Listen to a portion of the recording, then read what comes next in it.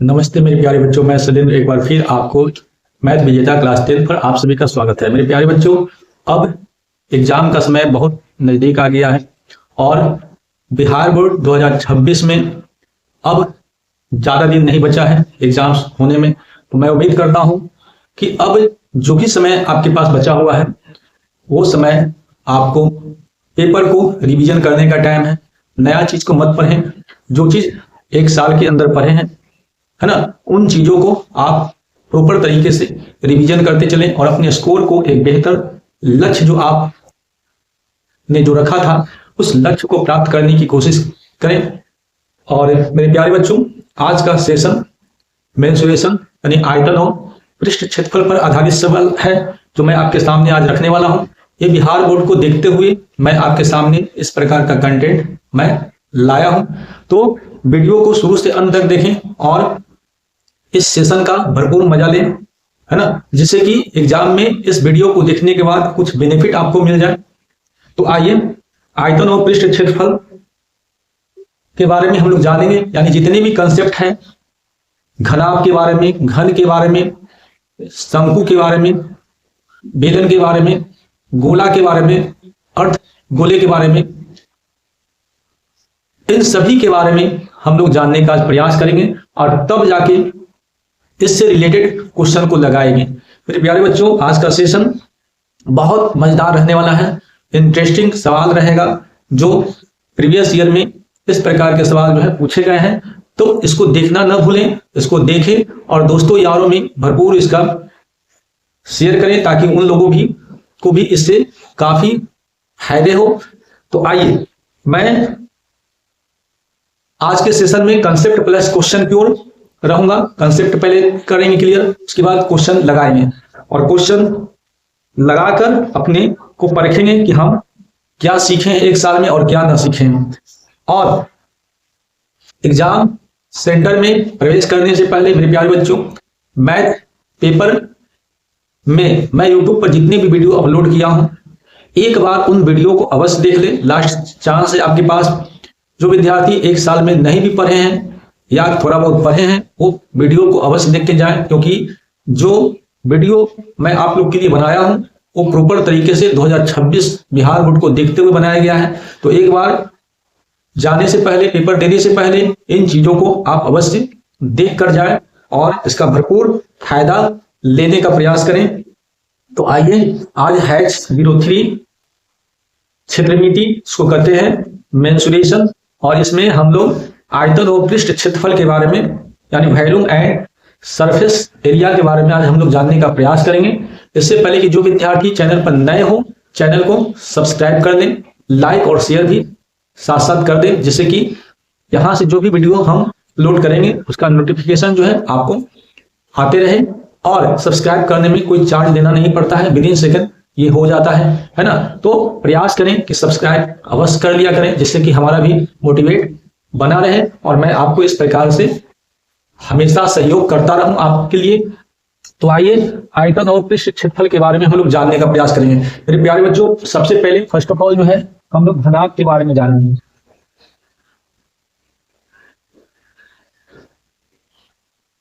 Cubot और घनाभ के बारे में जानेंगे। तो घनाभ में आपको पता होगा कि घनाभ इस प्रकार से बनता है। पहले पूरे कंसेप्ट को हम लोग विस्तार से जानेंगे, उसके बाद हम लोग डायरेक्टली क्वेश्चन की ओर आएंगे। इस प्रकार से घनाभ बनता है।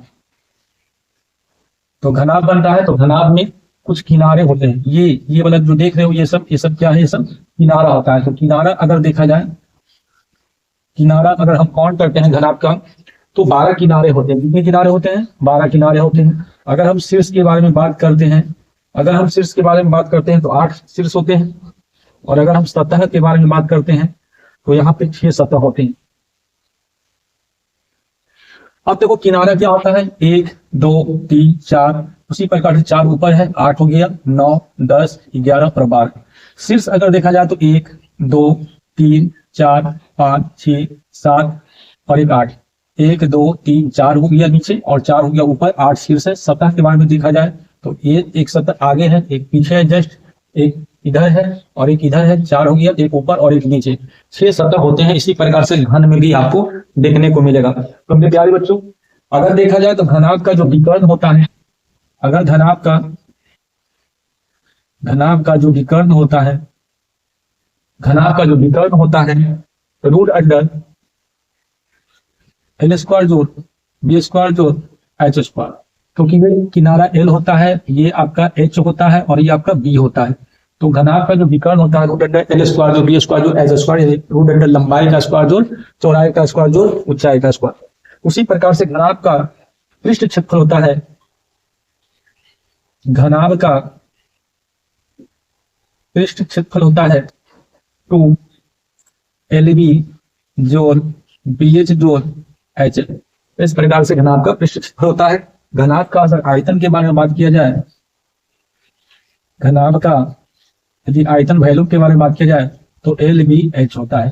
तो इस प्रकार से हमने घनाभ के बारे में हमने आपको सारा फॉर्मूला जो बनता है वो मैंने आपको लिखने का के सामने रखकर देने का प्रयास किया। तो मेरे प्यारे बच्चों, अब हम लोग घनाभ के बारे में जान गए। अब हम लोग इसी प्रकार से घन के बारे में जाने। घन में भी यही चीज है, किनारा, शीर्ष और सतह। तो हम लोग घन के बारे में जानने का काम करेंगे, घन क्या होता है। एक बार पुनः फास्ट जो है हम लोग रिवीजन कर लेते हैं जल्दी सा सारे फॉर्मूले को।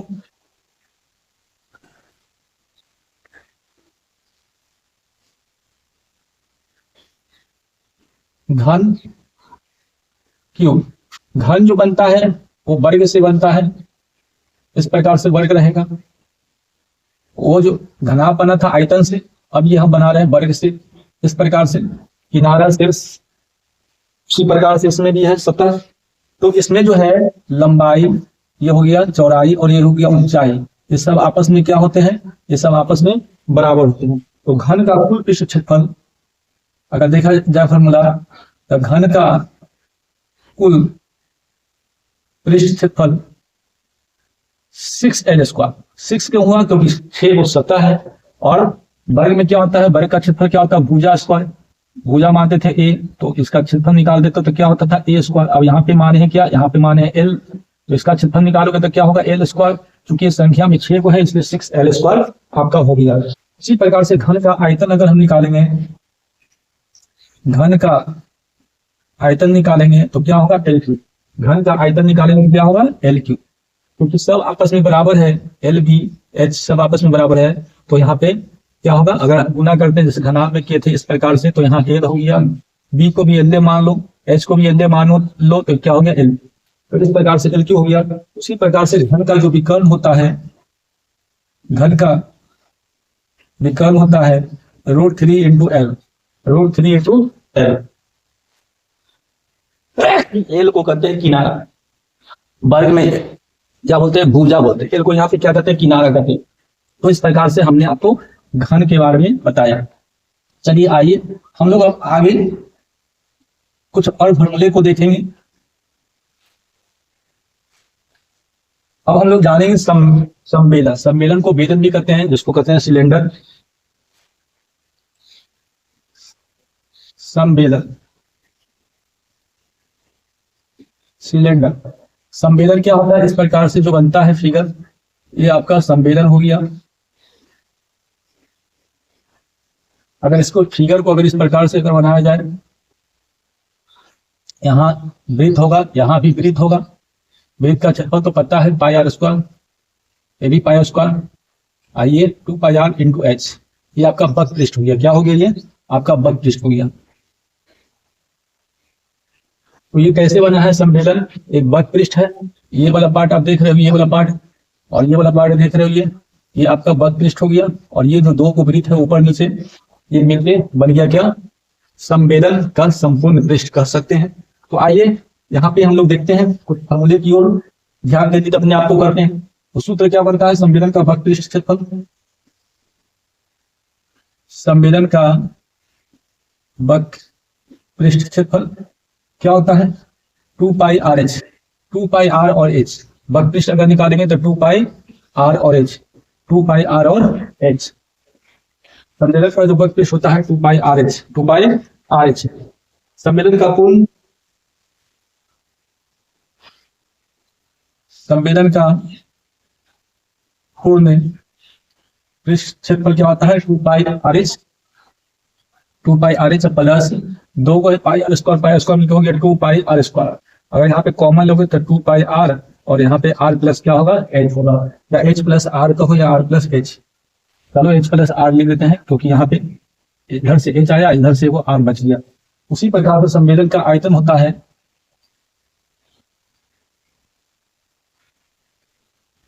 πr²h। क्या होता है भाई πr²h। तो हमने आपको संवेदन के बारे में बताने का काम किया। एक बार रिवीजन फटाफट कर लेते हैं, उसके बाद हम लोग आगे क्वेश्चन वाइज लगाएंगे, किस प्रकार के सवाल बनते हैं उन सवालों को देखेंगे।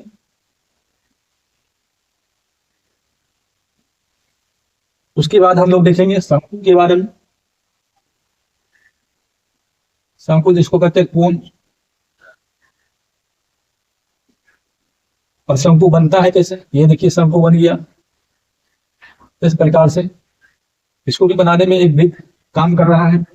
यहाँ पे h होता है, यहाँ पे l होता है, और यहाँ पे आपका क्या होता है r होता है। अब h यहाँ पे क्या होता है, h को कहते हैं ऊंचाई, l को कहते हैं तिर्यक ऊंचाई, और यहाँ पे r को कहते हैं त्रिज्या। तो ये शंकु में बात देख रहे हो। अब शंकु के अंदर एक समकोण त्रिभुज भी बना रहा है, जो आप देख रहे हो ये r, ये l और ये h है। अगर हम l निकालना चाहते हैं, अगर हम l निकालना चाहते हैं समकोण त्रिभुज से, समकोण त्रिभुज से पाइथागोरस फॉर्मूला लगा दो। l निकालना चाहते हैं तो क्या होगा h² जो r²। अगर हम यहाँ से h निकालना चाहते हैं रूट अंडर l² - r²। अगर हम r निकालना चाहते हैं रूट अंडर l² - h²। ये कुछ यहाँ पे हमने आपको फॉर्मूला लिख दिया। अब हम शंकु का वक्र पृष्ठ निकालेंगे। शंकु का वक्र पृष्ठ निकालेंगे, πr_l होता है। इसमें भी देखो वक्र पृष्ठ होता है, ये आप देख रहे हो ये वक्र पृष्ठ है, πr/s होता है, और फिर तिरछा ऊंचाई लेंगे πr। शंकु का पूर्ण पृष्ठ अगर निकालते हैं, शंकु का पूर्ण पृष्ठ निकालते हैं तो वक्र पृष्ठ एक है और एक वृत्त है। तो शंकु का पूर्ण पृष्ठ होता है πr_l+r, यानी एक तो वक्र पृष्ठ है, एक वृत्त का क्षेत्रफल है, ये निकालेंगे। इस प्रकार से अगर हम करते हैं πr_l + πr² तो πr, और यहाँ पे l प्लस क्या होगा r होगा। शंकु का आयतन यदि हम निकालेंगे 1/3 πr²h।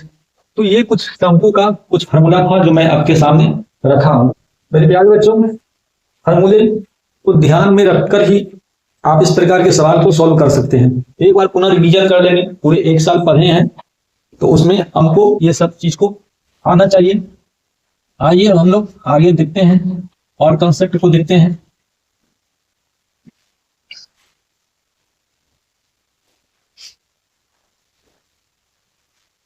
अब हम लोग गोला के बारे में जानेंगे। गोला स्फीयर, और गोला की आकृति इस प्रकार से बना लेंगे, वृत्त देंगे और यहाँ पे इस प्रकार से शेप देंगे। तो ये हो गया आपका क्या गोला। और इसमें r जो है और इसमें जो ये h जो है, इसमें जो h है ये आपका बराबर होगा, यानी r बराबर क्या होगा h होगा।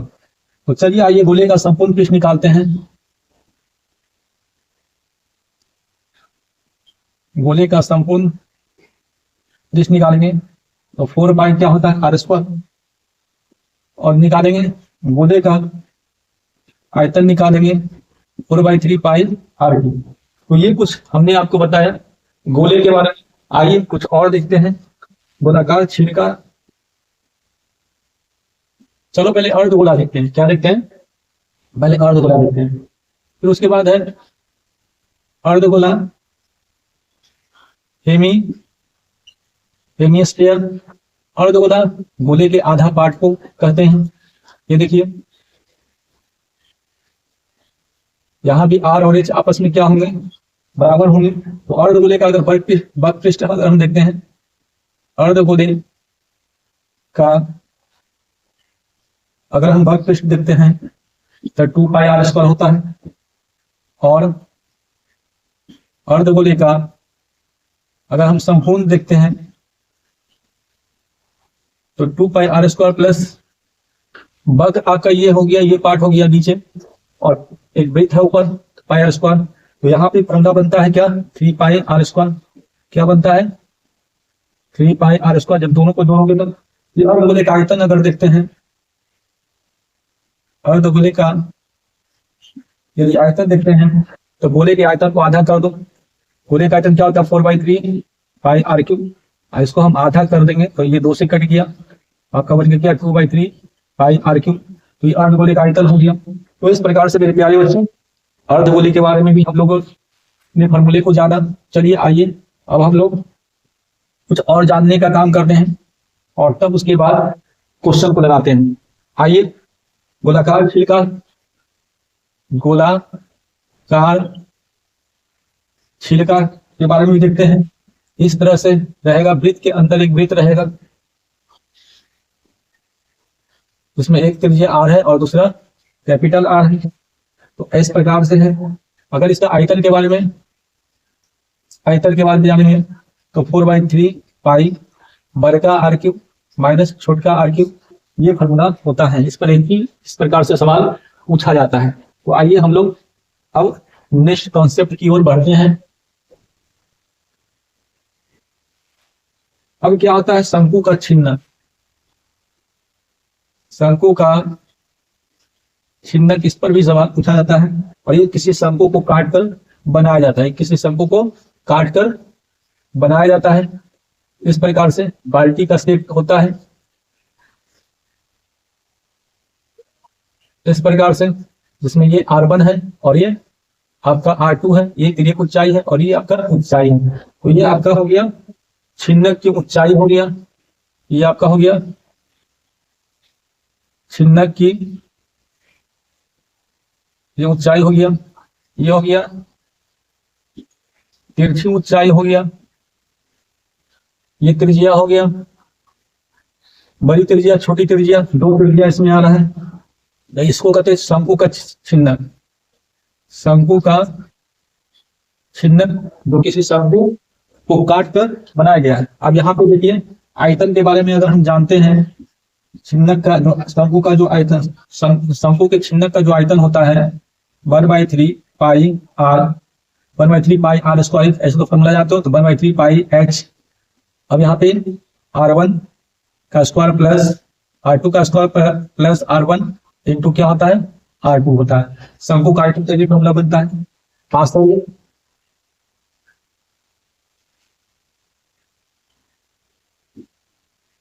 छिन्नक के बारे में जान रहे हैं। पार्श्व को ही वक्र कहते हैं, वक्र पृष्ठ क्षेत्रफल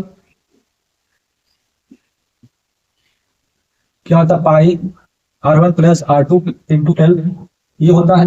उसके बाद कुल, अगर कुल निकालेंगे, कुल पृष्ठ क्षेत्रफल निकालेंगे, पाई r1 plus r2 into l plus क्या होता है, पाई r1 का स्क्वायर प्लस पाई r2 का स्क्वायर। तो ये आपका होता है कुल पृष्ठ क्षेत्रफल। एक होता है निकालने के लिए तिरछी ऊंचाई, जिसको l कहते हैं, तो √l² plus r1 minus r2 का होल स्क्वायर। तो मैंने आपको सारे के सारे जो फॉर्मूले थे, जो आयतन और पृष्ठ क्षेत्रफल से संबंधित थे, मैंने आपको सारे के सारे दिखा दिया और एक बार मैं रिवाइज करवा दिया। अब हम लोग क्वेश्चन को लगाएंगे। क्वेश्चन इसमें किस प्रकार से पूछा जाता है, उन क्वेश्चन को लगाएंगे और देखेंगे। बहुत आसान तरीकों से मैं आपके सामने प्रश्न को सॉल्व करके दिखाऊंगा। तो आप सीखने का प्रयास करें और देखने का प्रयास करें कि किस प्रकार से क्वेश्चन को लगाया जाता है, किस प्रकार से क्वेश्चन को बनाया जाता है। चलिए आइए मेरे प्यारे बच्चों, अब हम लोग क्वेश्चन को लगाते हैं।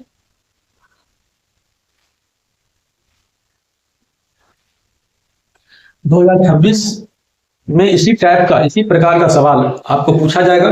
तो प्रयास करें कि सारे के सारे वीडियो, यूट्यूब पर जितनी भी वीडियो है मेरा, उन सभी वीडियो को एक बार जरूर देखकर ही जाएं। मैं फिर बार बार बोल रहा हूं, है ना, इससे आपको बहुत सारी बेनिफिट होने वाला है। आइए प्रश्न है, पहला नंबर क्वेश्चन है आज का। मैंने कंसेप्ट आपको दे दिया, क्वेश्चन है और उसका हम लोग सॉल्यूशन देखेंगे बहुत आसान भाषा में।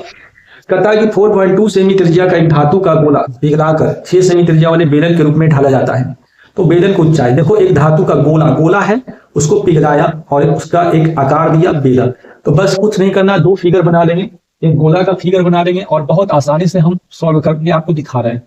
देखिए एक गोला बना लिए और एक इसको हमने आकार दिया, पिघलाया और इसको हमने इस प्रकार से आकार दे दिया।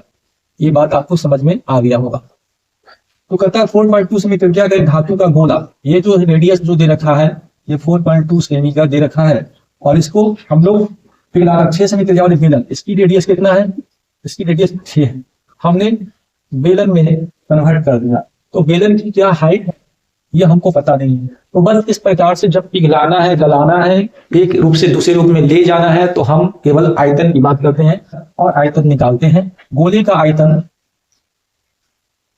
का आयतन बराबर क्या होता है, बेलन का आयतन। अब फॉर्मूला आपको आना चाहिए। गोले का आयतन क्या होता है 4/3 पाई आर क्यू, अब बेलन का आयतन क्या होता है पाई आर स्क्वायर एच। अब देखो यहाँ पाई से पाई क्या हो गया, कट गया, ठीक है ना। यहाँ पे क्या हो गया 4/3, रेडियस इसका कितना दिया था 4.2, के बार लिखेंगे 3 बार लिखेंगे, इसका रेडियस कितना दिया है 2 बार दे रखा है और इसका एज पता नहीं है। अगर हम पॉइंट उड़ाते हैं तो नीचे 10 होता है, यहाँ भी 10 होता है, यहाँ भी 10 होता है, ये 2 है जी। अब यहाँ पे काट कूट करो तो कटिए, 6 7 कितना हो गया 42, फिर क्या हो गया 6 7 कितना हो गया 42 और 3 से काटिए 3 इकाई 3, 3 चौको 12। और कुछ कटने वाला है बोलिए, और कुछ कटने वाला है, नीचे तो कुछ नहीं है, यहाँ से एच का वैल्यू निकलेगा, सबको गुना कर दो, है ना, सबको गुना कर दो। 14 चौको कितना हो गया, 14 चौको हो गया 56 और 7 7 कितना हो गया 49। अब गुना करेंगे, 9 छक्का कितना हो गया 54 के 4 हाथ में 5 और 9 5 45 और 6 4 के 24, 45 और 24 कितना हो गया 9 और 6 69। ये 5 हाथ से जोड़ेंगे तो 74 के 4 हाथ में 7 हो गया, 5 चौको 20 7 कितना हो गया 27। ऊपर आपका आगे मेरे प्यारे बच्चों इसका मान जब हम निकालेंगे तो ऊपर आ गया 27 44 और नीचे कितना हो गया ऊपर 3 0 हो गया। जब इसको डिवाइड किए तो यहाँ पे 2 7 4 4 1 2 3 अंक के बाद पॉइंट पड़ जाएगा, यहाँ पे 3 अंक के बाद हमने पॉइंट दे दिया और यही इस सवाल का आंसर आ गया। यानी बेलन की जो हाइट जो बोल रहा था निकालने के लिए वो 2.74 दशमलव के 2 स्थान तक हमने ले लिया, यही आपका इस सवाल का आंसर आ गया। तो इस प्रकार से मैं समझता हूं कि आपको बहुत मैं आसान कैलकुलेशन करवाया, जो इस प्रकार से किताब में भी कैलकुलेशन नहीं मिलता है। तो आइए अब हम लोग नेक्स्ट क्वेश्चन की ओर बढ़ते हैं।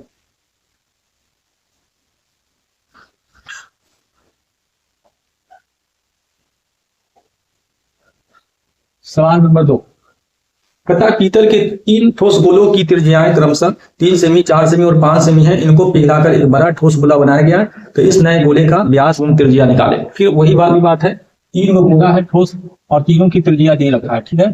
एक का दिया है इस प्रकार से रेडियस दिया है, R1 का मान जो दे रखा है वो दे रखा है 3 से, कितना दे रखा है 3 सेमी। दूसरा है थोड़ा इससे बड़ा रेडियस दे रखा है, तो ये रेडियस R2 मान लो और ये है आपका कितना 4।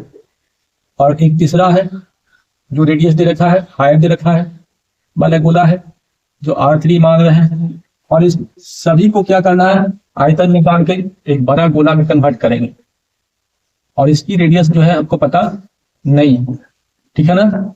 तो चलिए इस नए गोले का व्यास एवं त्रिज्या निकालना है, ठीक है भाई। तो इसका आयतन निकालिए, गोले का आयतन क्या होता है, क्योंकि सबको पिघलाने की बात करना है। जब इसको पिघलाएंगे तो एक बड़ा फिगर बनेगा जो ये बनकर तैयार होगा। तो गोले का आयतन देखो निकालते हैं, क्या होता है फॉर्मूला जानते हो 4/3 पाई आर क्यूब होता है। 4/3 पाई आर की जगह क्या लिखेंगे 3 का क्यूब लिखेंगे प्लस 4/3 पाई अब आर की जगह क्या लिखेंगे 4 का क्यूब और प्लस 4/3 पाई अब आर की जगह क्या लिखेंगे 5 का क्यूब और ये आपका 4/3 पाई आर की जगह क्या लिखेंगे बड़ा आर का क्यूब। इतना बात आपको समझ में आ गया होगा। तो गोले का आयतन होता है 4/3 पाई आर क्यूब। अब देखिए 4/3 पाई कॉमन है तो यहाँ पे देख लेंगे 4/3 पाई कॉमन दे लेंगे तो यहाँ पे 3 का क्यूब बचा, 3 का क्यूब बचा, यहाँ पे 4 का क्यूब बचा, यहाँ पे 5 का क्यूब बच गया बराबर यहाँ 4/3 पाई वर्गाकार। अब यदि देखोगे तो 4/3 पाई कट गया, 3 का क्यूब कितना होता है 27, 4 का क्यूब कितना होता है 64, 5 का क्यूब कितना होता है 125 और ये हो गया आर क्यूब। अब मेरे प्यारे बच्चों यदि देखा जाए तो ये पूरा टोटल का टोटल 216 आएगा, जोड़ के देख लेना। 216 बराबर क्या हो गया आर क्यू। तो इसका क्यू इधर लगाओगे तो क्यूब रूट चढ़ जाएगा, 216 बराबर आर। तो यहाँ पे कहने का मतलब है कि आर बराबर 6 निकल कर यहाँ पे आएगा। आर का वैल्यू कितना निकल कर आएगा 6, बल्कि गोले की जो त्रिज्या निकल के आया 6। बट यहाँ पे सवाल में करा है कि व्यास भी निकाले तो डी बराबर क्या होता है, अगर व्यास भी करा तो डी बराबर 2 इंटू आर होता है।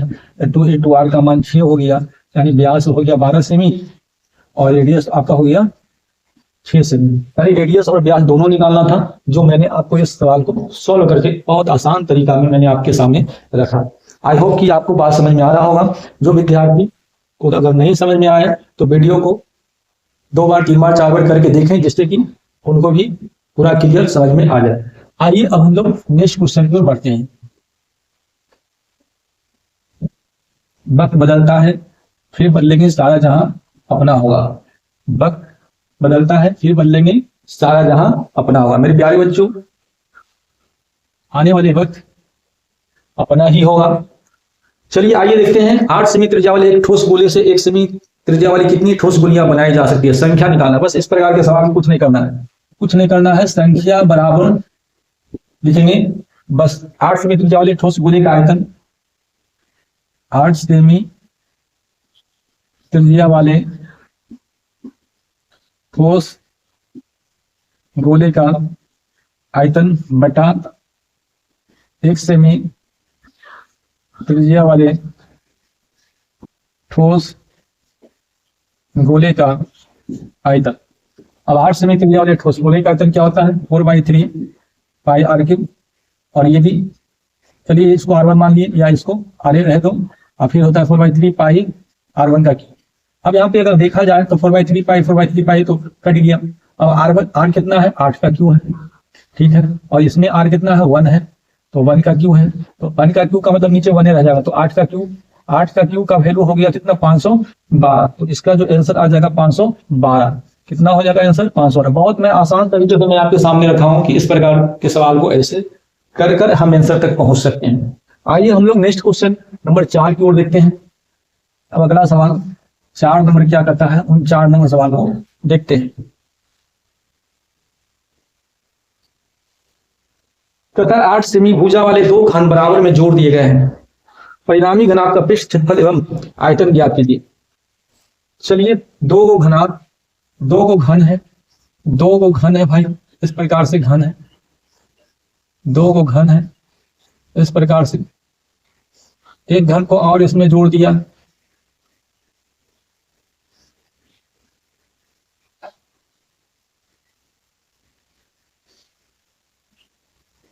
है ना, इस प्रकार से जोड़ दिया। 2 घन को हमने जोड़ दिया इस प्रकार से।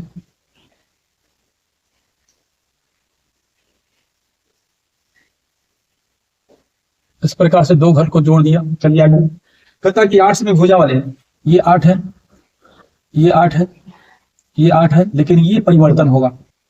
अब आप देखोगे तो ये यहां से यहां तक कितना हो गया, 16 हो गया, लेकिन अब चौड़ाई तो वही है, जो 8 यहाँ पे है यहाँ पे भी जोड़ दो ऐसे करके, है ना। ये तो ये 8 देख रहे हो, ये भी 8 देख रहे हो। तो क्या इन दोनों में कोई बदलाव हुआ, इन दोनों में कोई बदलाव नहीं होगा, इन दोनों में कोई बदलाव नहीं होगा। जितना ये है उतना ही है, जितना ये है उतना ही यहाँ पे है, तो इन दोनों में कोई बदलाव। देखिए ये आपका लंबाई में चेंजिंग होगा। तो सवाल ये कर रहा है 8 सेमी भुजा वाले 2 घन बराबर से जोड़ दिए गए हैं। परिणामी घनाभ का पृष्ठ क्षेत्रफल एवं आयतन ज्ञात करें। चलिए आइए सवाल को मैंने 2 घन को जोड़ दिया, लंबाई में चेंजिंग हुआ लेकिन चौड़ाई और ऊंचाई में कोई चेंजिंग नहीं हुआ। तो निकालिए घनाभ का पृष्ठ क्षेत्रफल क्या होता है, घनाभ का पृष्ठ क्षेत्रफल क्या होता है, 2 ब्रैकेट LB जोड़ BH जोड़ HL। तो मैंने फॉर्मूला लगा दिया, 2L का वैल्यू कितना है 16 गुना B कितना है 8, फिर 8 गुना 8 प्लस 8 गुना आपका क्या है 16। अब देखो अगर 2 16 8 कितना होता है, 8 6 48 और 8 4 12 128 64 और यहाँ फिर 128। तो आप देखोगे 2 8 4 12 12 कितना हो गया 20, 12 हो गया 20 और ये हो गया 4 4 10 10 कितना हो गया 12 और 1 2 कितना हो गया 3। तो आपने देखा कि 600 कितना हो गया भाई 640 सेमी स्क्वायर। तो आपका पृष्ठ क्षेत्र हो गया 640। अगर यदि आयतन देखा जाए, घनाभ का आयतन होता है, आयतन के अगर हम बारे में बात करें, आयतन होता है LBH। तो L कितना होता है 16, B है 8 और A भी आपका 8 है। तो 16 8 कितना होता है 128 होता है। 16 8 कितना होता है 128, और फिर 8 की गुना करेंगे तो 8 8 64 के 4 हाथ में 6, 8 गुना 16, 4 20 2 22 और 8 है 2 10, 10 सौ कितना हो गया 24 सेमी क्यूब। इस सवाल का आंसर आ गया। दो आंसर निकल कर आया है, एगो 640 आंसर निकला, एगो 1024 सेमी क्यूब आंसर निकला। आई होप कि आपको मेरी बात समझ में आ गया होगा कि ऐसे सवाल जो है एग्जाम्स में बनते हैं, पूछे भी गए हैं सवाल, इसलिए मैं ऐसे ऐसे सवाल आपके सामने रख रहा हूँ। मेरे प्यारे बच्चों, अब हम लोग नेक्स्ट क्वेश्चन पे बढ़ेंगे। कोई फालतू बकवास नहीं, टू द पॉइंट हम लोग काम करेंगे और सारे के सारे जो क्वेश्चन लिख लाया हूँ उन सभी सवालों को मैं आपके सामने रखने का प्रयास करूंगा। चलिए आइए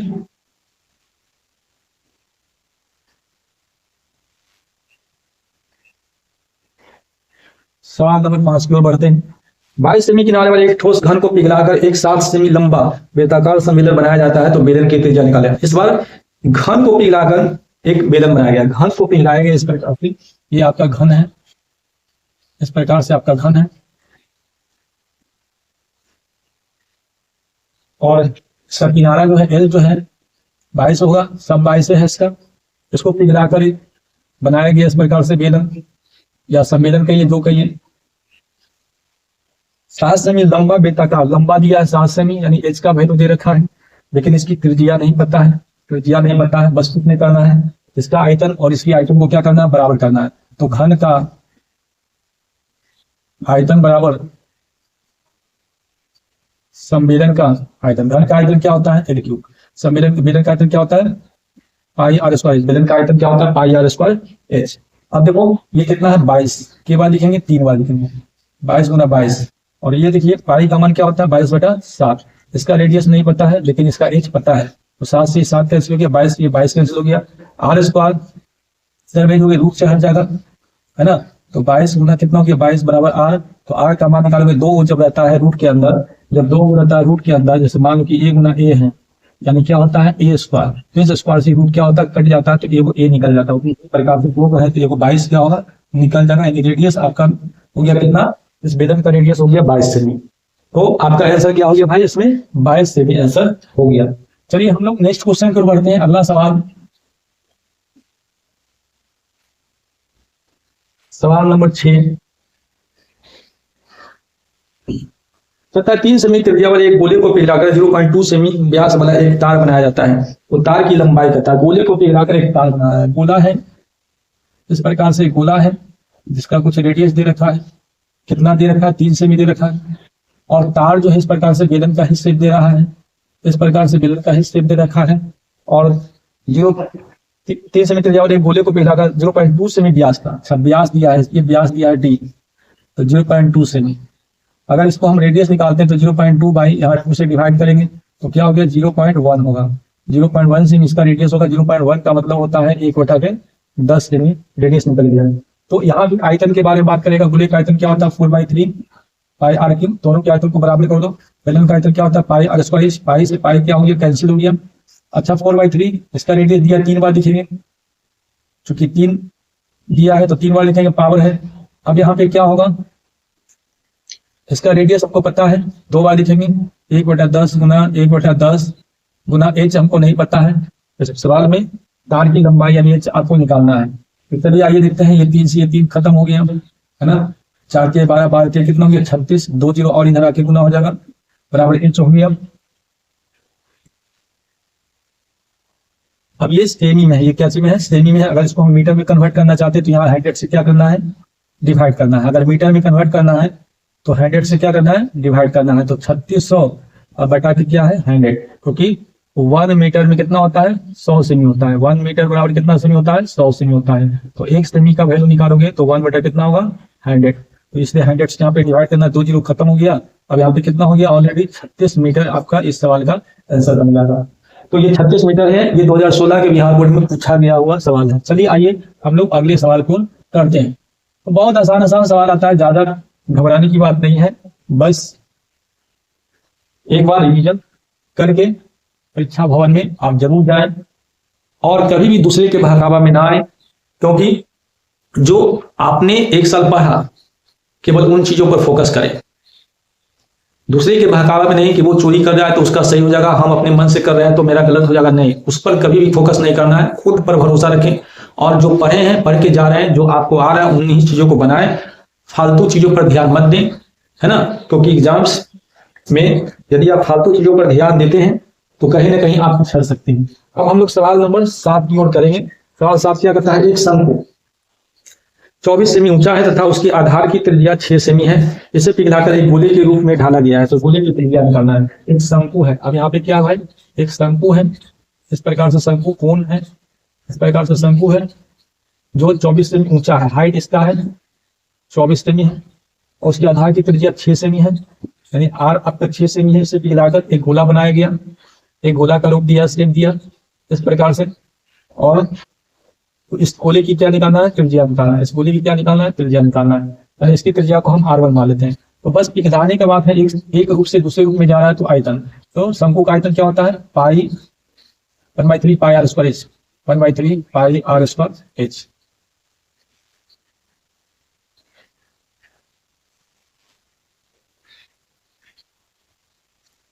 ठीक है, शंकु का आयतन क्या होता है 1/3 पाई R स्क्वायर, और गोले का आयतन क्या होता है 4/3 पाई R की।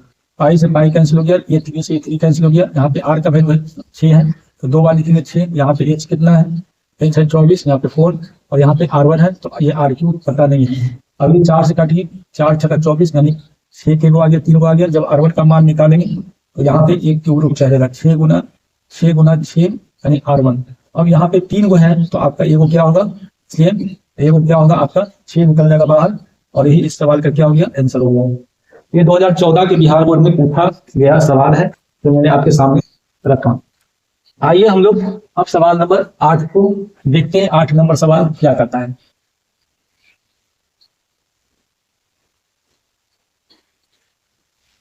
कहता है 10.5 सेमी की त्रिज्या वाले धातु के एक ठोस गोले को पिघलाकर 3.5 सेमी त्रिज्या और 3.0 सेमी ऊंचाई वाले कितने शंकु बनाए जा सकते हैं, संख्या निकालना है। तो चलिए संख्या निकालना है तो निकाल लेते हैं सब, यहाँ पे संख्या निकालना है, तो संख्या निकालना है तो 10.5 सेमी त्रिज्या वाले धातु के ठोस गोले को पिघलाकर, गोले का आयतन क्या होता है 4/3 पाई R, और यहाँ पे क्या है शंकु का आयतन क्या होता है 1/3 पाई R स्क्वायर H।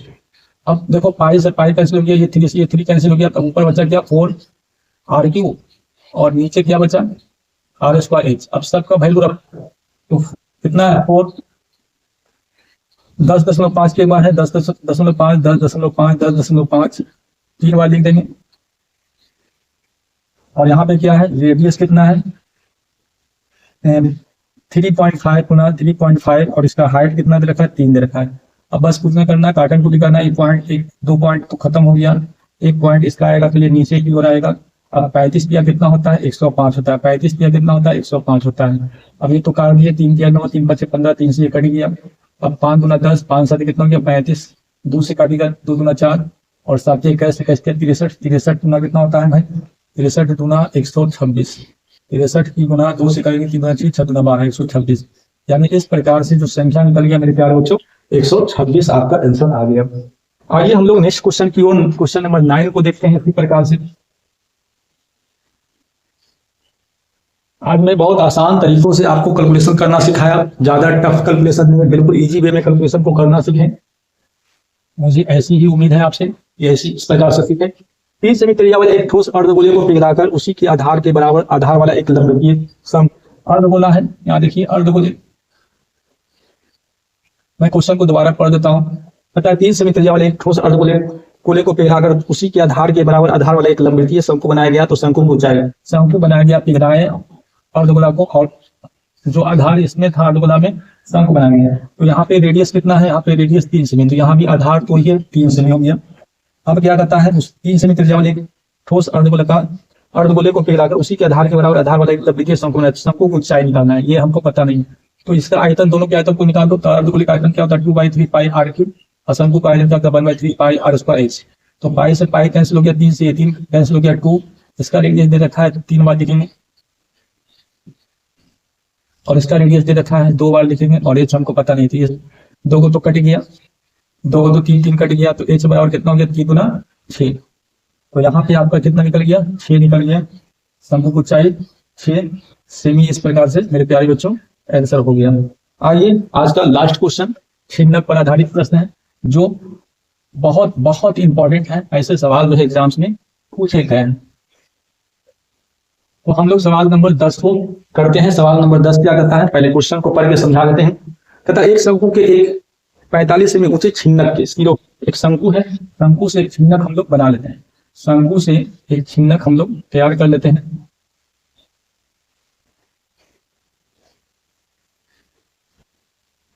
इस प्रकार से बाल्टी आकार का हम शेप देंगे। यहाँ पे आपका R1 है और ये आपका R2 है, जो अभी मैंने आपको बनाने का सिखाया। तो एक शंकु के एक 45 सेमी ऊंचे, ये जो ऊंचाई जो देख रहे हो, ये 45 सेमी, 45 सेमी ऊंचे छिन्नक के सीओ की त्रिज्या 28 सेमी है। एक दिया है कितना 28 सेमी और एक दिया कितना 7 सेमी है। इसका आयतन निकालना है, बल पृष्ठ एवं क्षेत्रफल निकालना है, मुकुल पृष्ठ क्षेत्रफल निकालना है, ये सभी निकालना है। तो चलिए आइए, हम लोग जितने सारे चीज दिए हुए थे उन सभी चीजों को लिखा।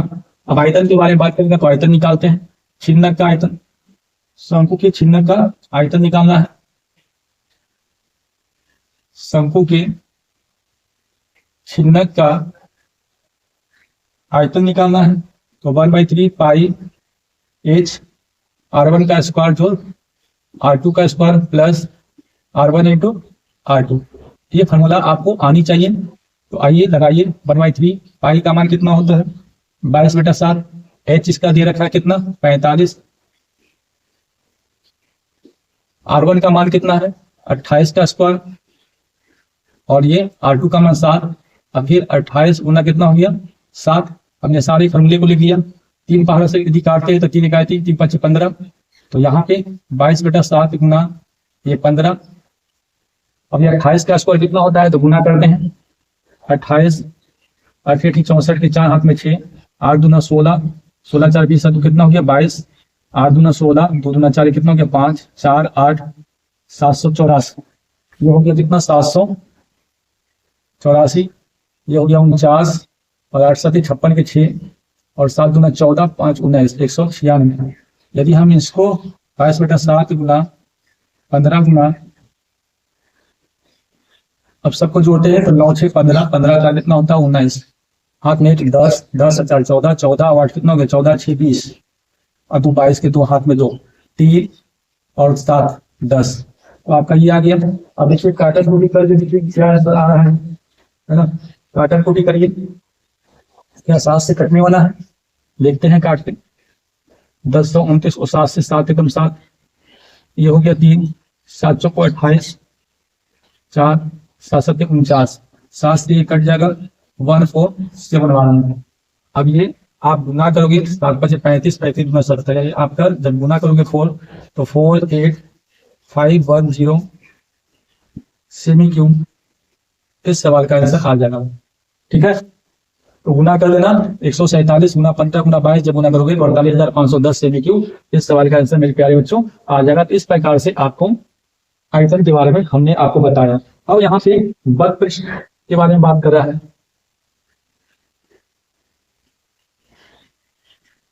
बल पृष्ठ के बारे में बात कर रहा है, तो यहाँ पे अब आप लगा दो बल पृष्ठ का फॉर्मूला लगा दो, छिन्नक का पाई R1 plus R2 into L। तो यहाँ पे आपको सब चीज दे रखा है क्या, अगर नहीं दे रखा है तो हमको अब यहाँ पे एल निकालना पड़ेगा। एल निकालने के लिए फर्स्ट ऑफ ऑल हमको एल निकालना पड़ेगा। एल निकालने के लिए यहाँ पे सबसे पहले हम एल निकाल देंगे, क्योंकि एल निकालेंगे तब ये हो पाएगा। तो एल निकालने के लिए क्या है, एल को कहते हैं ये ऊंचाई, एल बराबर क्या होता है एच स्क्वायर जो R1 माइनस R2 का होल स्क्वायर। तो आप एच के बारे में अगर बात किया जाए तो ये 45 है, 45 का स्क्वायर प्लस R1 कितना है 28 माइनस 7 का होल स्क्वायर। तो 45 का स्क्वायर अगर देखते हैं, 45 का स्क्वायर देखते हैं तो 5 का स्क्वायर कितना होता है 25, और एक इससे बढ़ा के 5 का कितना होता है 20। ये 45 का स्क्वायर हो गया 20 25, प्लस का चिन्ह कितना हो गया 1 हो गया, और 1 हो गया कितना 2 हो गया 21, 21 का स्क्वायर, 21 का स्क्वायर कितना होगा 441 होगा। अगर इसमें हम जोड़ते हैं 20 25 में 441 को जोड़ते हैं, है ना, तो यहाँ पे हो गया 6 6 4 और 2, आपका यहाँ पे आ गया कितना 24 66, 24 66 और 24 66 का अगर हम वर्गमूल में कन्वर्ट करते हैं तो यहाँ पे 5 25 25 तो ज्यादा हो जाएगा। 4 से अगर हम लगाते हैं क्योंकि तो रूट में आ रहा है, 4 से लगाते हैं तो 4 चुको यहाँ हो गया 16, 14 8 6 14, ये खत्म हो गया। 4 4 कितना हो गया 8, यहाँ से एक अंक यानी ये उतर जाएगा। अब यहाँ पे लगाते हैं 9, 9 8 72, 9 से लगाते हैं, 9 से लगाते हैं तो 9 हो गया 81, हाथ में 8, 9 8 72, 8 कितना हो गया 80। तो यहाँ पे आगे मेरे प्यारे बच्चों, यहाँ पे आगे कितना, ये हो गया 5, ये हो गया 6, खत्म हो गया, पॉइंट है। अब यहाँ 2 0 और लगा दो, 9 गुना हो गया 18, 8 1 हो गया 9। अब यहाँ पे कितना से लगाओगे 9 8 72 और 9 7 63, 7 से नहीं रहेगा। 6 से अगर हम देखते हैं, 6 से देखते हैं तो 6 का 36 और 8 6 48 7 51 और 9 6 54, 54 और 5 कितना हो गया 54 और 5 59। तो मान के चलो कि यहाँ पे 6 7 बर्तन मान के चलो, चलो जो भी आया हम 49.6 ही लेके चलते हैं या 7, अगर जरूरत पड़ेगा तो एक बढ़ा लेंगे, जरूरत पड़ेगा तो एक क्या करना बढ़ा लेना। तो ये आ गया 49.6, याद करके 49.7 भी आप रख सकते हैं। चलिए अब यहाँ पे फॉर्मूला लगा दो, बक पृष्ठ पाई R1 plus R2 into L. अब लगा दे ये पतला जो भी है फॉर्मूला लगा देते हैं। चलिए पाई का मान कितना होता है 22/7, R1 का मान 28 प्लस ये 7 है इंटू एल का मान निकाले हो 49.6 निकाले हो। अब यहाँ पे यदि देखते हो तो 22 बटा क्या होता है 7 और ये कितना हो गया 35 और गुना कितना होता है 9.6, ये 7 25 कितना होता है 35। यदि आप गुना करते हैं, यदि आप गुना करते हैं तो आपका यहाँ पे आंसर निकल कर आएगा 5461.5 से भी इसको आप गुना करके करोगे तो आ जाएगा 22 25 110 49.6 को 11 से गुना कर देंगे तो यहाँ पे 6 आएगा 9 आएगा 9 आएगा और ये 6 आएगा 9 आएगा 4 आएगा। देखिए लाटे दिखाते हैं, यहाँ पे 6 है 9 6 15 9 4 13 14 40 5 54, 7 लेके चलना पड़ेगा, 6 वाला नहीं आएगा। अब 7 लेके चलोगे आंसर आपका आ जाएगा, कर लेना क्योंकि 54 के आसपास है, 56 है, 7 लेके चलोगे आ जाएगा, वहां पे कर लेना होगा। ठीक है, ओके। आइए नेक्स्ट क्वेश्चन की ओर बढ़ते हैं। नेक्स्ट क्वेश्चन है, इसी में भी आपका एक कुल पृष्ठ भी निकालना है। सभी को मैं बैठा देता हूँ, अच्छे से नोट डाउन कर देना और रिवीजन इधर ढंग से कर देना है, ठीक है ना। चल आइए यहाँ पे देखते हैं इधर। अब जो हम लोग निकालने वाले हैं इसमें से कोई भी पूछ सकता है, आयतन पूछ सकता है, बद पृष्ठ पूछ सकता है या कुल पृष्ठ भी पूछ सकता है। छिन्नक, छिन्नक का कुल पृष्ठ आपका पूछ सकता है।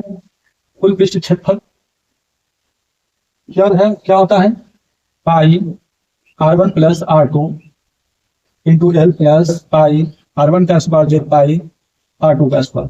अब यहाँ पे वैल्यू को रखो, पाई का मान कितना होता है 22/7 होता है, R1 है 28 प्लस ये 7 है इंटू एल आपका निकाले हो जस्ट 7 वही रखो 49.7 रखो और प्लस पाई का मान यहाँ पे रखो 22/7 ले लो और इंटू R1 का वैल्यू है 28 का स्क्वायर प्लस 22/7 गुना ये आपका 7 का स्क्वायर।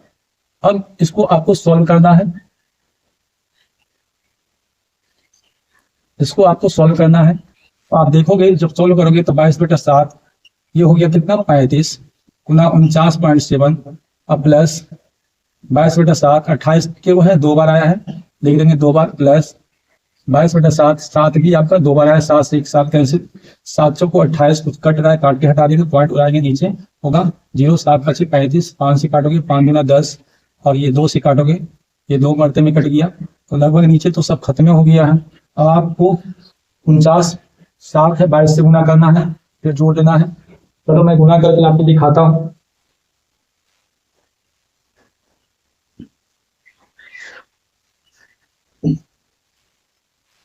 फोर 9 7 को 22 से गुना कर दो तो 7 दूना 14 9 दूना 18 19 और 4 दूना 8 1 9 फिर 7 दूना 14 9 दूना 18 19 4 दूना 8 1 9 4 9 4 13 9 दूना 18 19 9 10 यहाँ पे आ गया 10934 प्लस का चिन्ह दे दो 28 दूना 56 8 6 दूना 12 6 दूना कितना होता 12 5 दूना 10 11 अब फिर 6 दूना 12 5 दूना 10 11 2 हो गया 3 हो गया 2 हो गया 1 हो गया यानी आपका आ गया 12 32 अब प्लस 12 32 प्लस 22 7 154 होता है 154 होता है।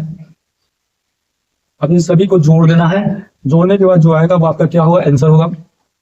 जोड़ देना सबको, ठीक है ना, सबको जोड़ देना, जो आएगा जोड़कर वो आपका क्या होगा, वही आपका आंसर होगा। लेकिन आंसर अगर पॉइंट में कहीं पे पॉइंट का खेला है, कहीं पे छूट गया है, तो उन चीजों को देख लेना, एक बार करेक्शन कर लेना खुद से, और यही किसी फॉर्मूला पर रखकर जो है वैल्यू को क्या किया जा सकता है, निकाला जा सकता है। तो ओके, थैंक्स आज के लिए नहीं।